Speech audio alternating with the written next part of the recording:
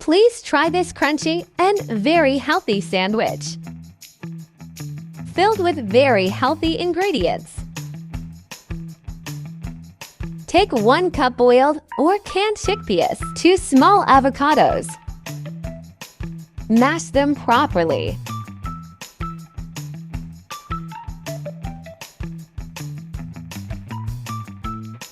Add 1/4 cup chopped tomatoes, 1/4 cup chopped onions, 1/4 cup chopped coriander leaves, 1 tsp chopped jalapenos, 1/2 tsp black pepper, 2 tablespoon lemon juice. Mix well.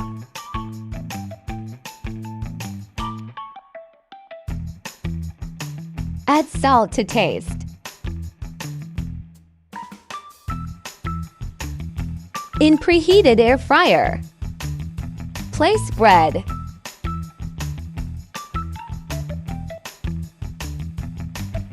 Set for only 4 minutes at 200 degrees C. Once ready, take this out. Spread the mixture. This is really healthy and amazing recipe. Please try and let me know your comments below. Thanks for watching.